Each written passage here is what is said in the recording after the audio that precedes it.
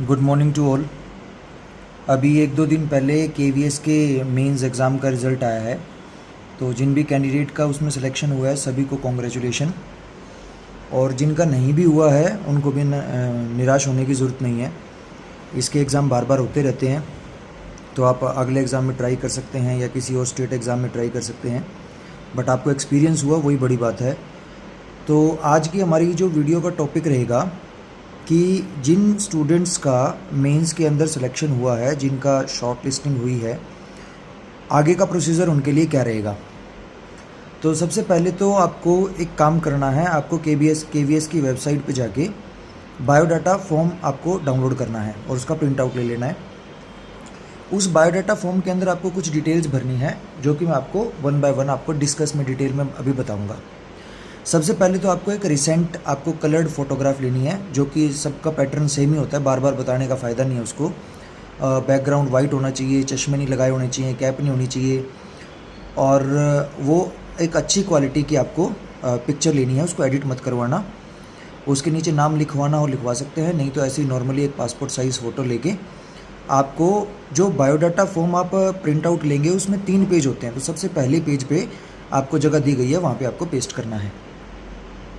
तो सबसे पहले आपको अपनी पोस्ट का नेम लिखना है, जिस भी पोस्ट के लिए आप अप्लाई करना चाह रहे हैं।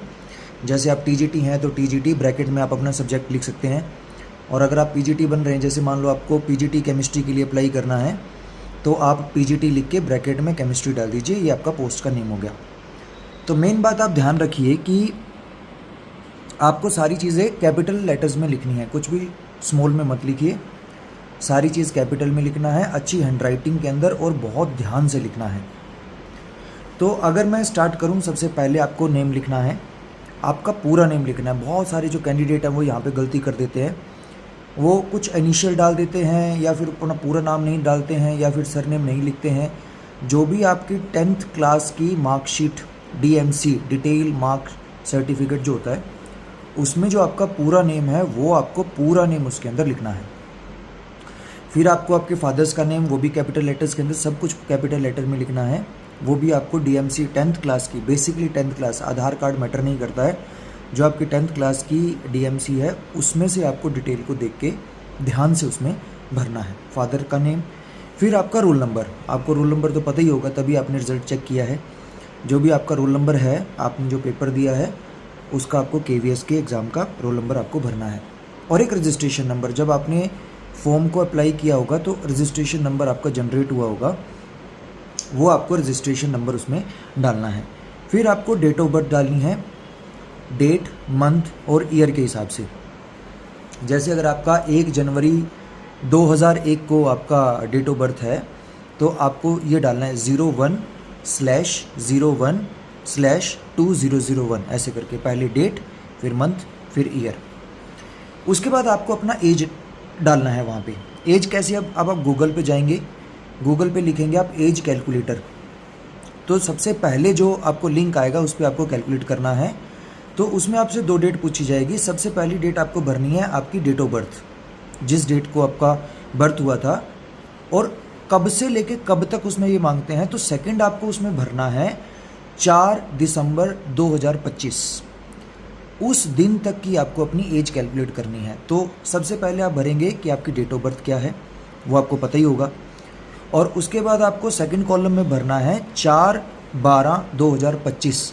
तो जब आप कैलकुलेट पे अब उसके बाद टिक करेंगे तो आपको आपकी एग्जैक्ट एज आपको वहाँ पे आ जाएगी कि आप कितने साल के हो चुके हैं, कितने महीने के हो चुके हैं और कितने दिन के हो चुके हैं। तो आपको कंप्लीट वहाँ पे पता लग जाएगा। तो ईयर्स, मंथ और डेज आपको वहाँ से देख के अपने फॉर्म के अंदर भर देना है। और फिर आपको कैटेगरी का कॉलम देखने को मिलेगा। कैटेगरी आप अपनी मर्जी के हिसाब से नहीं भर सकते हैं, जो कैटेगरी आपने फॉर्म भरते हुए अप्लाई की थी वही कैटेगरी आपको यहाँ पे भी भरनी है। अब बहुत सारे कैंडिडेट ऐसे होंगे कि बोलेंगे कि सर पहले मैंने जनरल से भर दिया था लेकिन बाद में मैंने OBC का सर्टिफिकेट बनवा लिया या EWS का सर्टिफिकेट बनवा लिया। नहीं, आपको जनरल ही भरना पड़ेगा। जो आपने पहले कैटेगरी भरी थी फॉर्म भरते हुए, वही आपको कैटेगरी भरना है। और इसमें मेरे पास एक डाउट आ रहा है, पहले मैंने एक वीडियो डाली थी, उसमें एक डाउट आ रहा है कि सर EWS जो सर्टिफिकेट है वो कौन सा लगेगा। जिस तारीख को आपने फॉर्म भरा था उस फाइनेंशियल ईयर, आपको पता होगा फाइनेंशियल ईयर क्या होता है, 1 अप्रैल से लेके 31 मार्च तक का, उस फाइनेंशियल ईयर के बीच में आपका EWS सर्टिफिकेट होना चाहिए।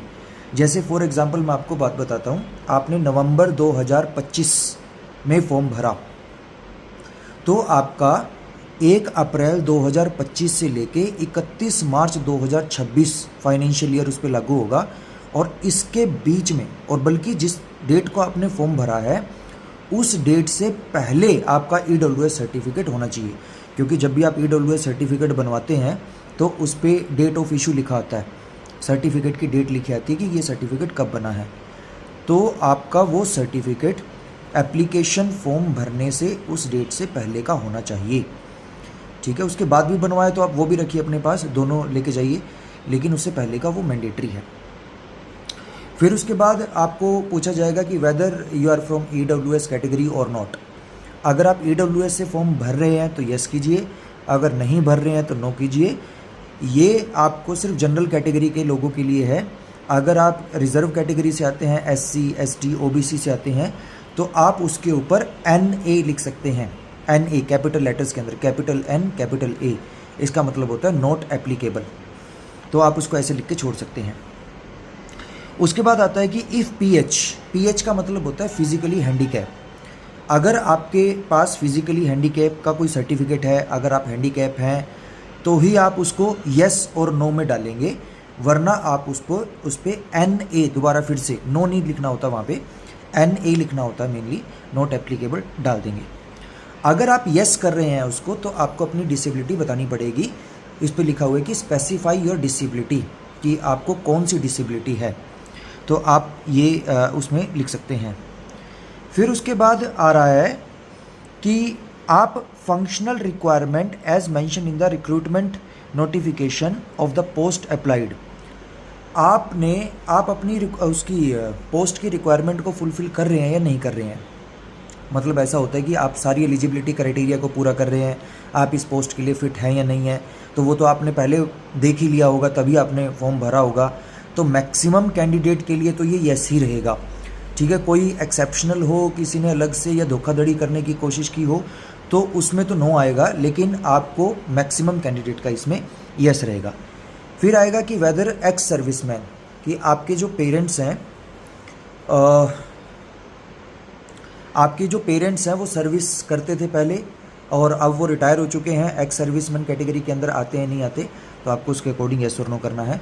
फिर आपको पोस्टल एड्रेस डालना है अपना, जो भी पोस्टल एड्रेस है बिल्कुल सही डालिए, पूरा डालिए, हाउस नंबर, वार्ड नंबर, और जो भी आपकी तहसील आता है, जो भी आपका ज़िला आता है, डिस्ट्रिक्ट आता है, फिर आपकी स्टेट, और उसके बाद आप पिन कोड भी डालिए, पूरा का पूरा आपको एड्रेस डालना है। क्योंकि अगर आप सेलेक्ट हुए, हम तो यही चाहते हैं कि आप सेलेक्ट हो तो आपको भी एक जॉइनिंग लेटर मिले, उस दिन आप खुश होंगे उसको देख के, तो वो तभी आ पाएगा, आप तभी खुश हो पाएंगे अगर आप यहाँ पे पोस्टल एड्रेस को अच्छे से भरेंगे। जहाँ पे आप करंटली रह रहे हैं, पोस्टल एड्रेस का मतलब होता है कि जहाँ पे पोस्ट जाएगी, तो आप करंटली जहाँ पे रह रहे हैं आप उसी को एड्रेस को डालिए पूरा अच्छे से। फिर मोबाइल नंबर वर्किंग होना चाहिए, वो डालना है, और ईमेल बहुत ज़्यादा इंपॉर्टेंट होता है केवी के अंदर। जो भी आपका वर्किंग, आप एक परमानेंट ईमेल रखिए, बहुत सारे लोगों के 2 या 3 ईमेल होते हैं, बाकियों को छोड़ के एक रख लीजिए जो आपकी परमानेंट, आपकी लाइफ टाइम आपके साथ चलेगा। तो जो भी आपका ईमेल आप डिसाइड करेंगे वो आप ईमेल एड्रेस उसमें डाल सकते हैं। फिर आप क्वालिफिकेशन डालेंगे, 10th क्लास से स्टार्ट करना है आपको। 10th क्लास की यूनिवर्सिटी को, कौन सी यूनिवर्सिटी है, 10th क्लास में यूनिवर्सिटी नहीं होती, बोर्ड होता है कि आपका कौन सा बोर्ड है, जैसे Haryana board, Delhi board, Punjab board, UP board, Himachal Pradesh board, Rajasthan board. तो आप शॉर्टकट में बोल सकते हैं, जैसे Haryana school of education board, HBSC, Haryana board of school education, ऐसे करके आप डाल सकते हैं। ईयर ऑफ पासिंग क्या रहेगा आपका, मैक्सिमम मार्क्स, आपने कितने मार्क्स डाले और आपकी परसेंटेज, आप उसको कैलकुलेट कर सकते हैं। 10th के बाद आप डालिए 12th क्लास का, उसके बाद आप डालिए ग्रेजुएशन का, उसके बाद अगर आपके पास PG है, पोस्ट ग्रेजुएशन है, वो डालिए, और आपको उसके बाद अपने CTET के मार्क्स डालने हैं। यहाँ पे लिख दीजिए CTET, और यूनिवर्सिटी बोर्ड कौन सा रहेगा, CBSE, CTET CBSE कंडक्ट करवाता है।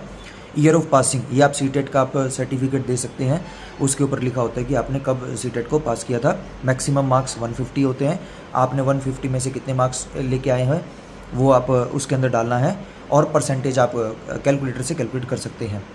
तो ये आपका रहेगा पेज नंबर 1 जो आपका बायोडाटा का है, इसको आपको कैपिटल लेटर्स के अंदर बहुत ध्यान से भरना है।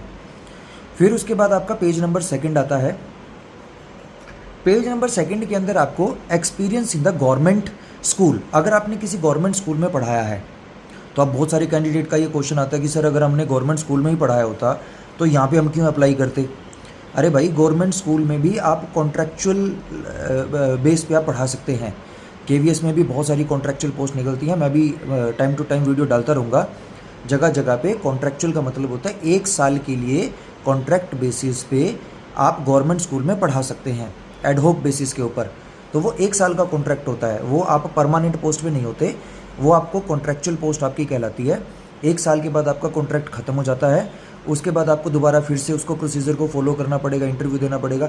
तो उस तरह की अगर आपके पास कोई इस तरह का एक्सपीरियंस है तो आपको उसमें डालना है, स्कूल का नेम डालना है, एफिलिएटेड टू डालना है। जैसे केवीएस सीबीएसई से एफिलिएट हैं, एनवीएस भी सीबीएसई से एफिलिएट होते हैं, और बहुत सारे बड़े बड़े प्राइवेट स्कूल भी सीबीएसई से होते हैं। अगर आप किसी स्टेट बोर्ड से आपने किया है गवर्नमेंट स्कूल से तो भी आप उसमें डाल सकते हैं। आप किस पोस्ट पे रहे हैं वो आप डाल सकते हैं, आपका पे क्या था, आपका ड्यूरेशन क्या था, आपने किस डेट से फ्रॉम और किस डेट तक टू आपने वहाँ पे सर्व किया। फिर आप पीरियड कैसे निकालेंगे आप उसको, फिर दोबारा आप गूगल पे जाइए, आप उसमें टाइम कैलकुलेटर निकाल लीजिए from this date to this date. उसमें आपको कहा जाएगा कि कितने ईयर्स और कितने मंथ आपने उसके अंदर आपने सर्विस की है। तो आपके पास बहुत सारे कॉलम उसमें दिए हुए हैं, काफ़ी सारे सीरियल नंबर हैं, 5 हैं लगभग उसके अंदर। तो जितना भी आपका एक्सपीरियंस रहा है आप उसमें डाल सकते हैं। अब एक क्वेश्चन आता है कि सर इसका क्या फ़ायदा मिलेगा। मिल सकता है, क्योंकि ये जो आपका फॉर्म है ना, ये सीधा आपका पैनल मेंबर के पास जाएगा जो आपका इंटरव्यू कंडक्ट करेंगे। तो वो देखेंगे जी कि इस कैंडिडेट का तो बहुत ज़्यादा एक्सपीरियंस है, तो आपको इंटरव्यू में फ़ायदा मिल सकता है। लेकिन ऐसा कोई रूल नहीं है, ऐसा नहीं है कि आपने बहुत सारा गलत शलत कहीं से एक्सपीरियंस ले लिया, आपको लग रहा है कि बहुत अच्छा मौका है, हम फाइनल स्टेज तक पहुंच चुके हैं, इंटरव्यू में कहीं से गलत आपने एक्सपीरियंस का आपने सर्टिफिकेट बनवा लिया और यहाँ पे चिपका दिया और आपको मार्क्स मिल जाएंगे। ऐसा नहीं है, वो पैनल मेंबर के ऊपर डिपेंड करता है। उनको लगा तो मार्क्स देंगे, उनको नहीं लगा तो इसका 0 मार्क्स ऑन रूल, इसका आपको कोई भी मार्क्स नहीं मिलेगा। अगर उनको लगा कि इस एक्सपीरियंस से आपको फ़ायदा हो रहा है, आपका टीचिंग जो आपका एप्टीट्यूड है वो बड़ा है, तो आपको मार्क्स मिल भी सकता है, बट नॉट नेसेसरी। इस बात का आप ध्यान रखना। तो इसके बाद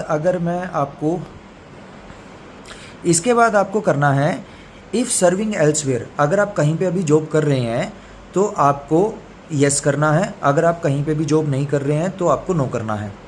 इसमें क्या होता है कि अगर आप जॉब कर रहे हैं तो शायद जब आप ज्वाइन करेंगे तो आपसे एक एनओसी मांगा जाएगा। एनओसी होता है नो ऑब्जेक्शन सर्टिफिकेट, कि आप को नई जगह पे ज्वाइन करने का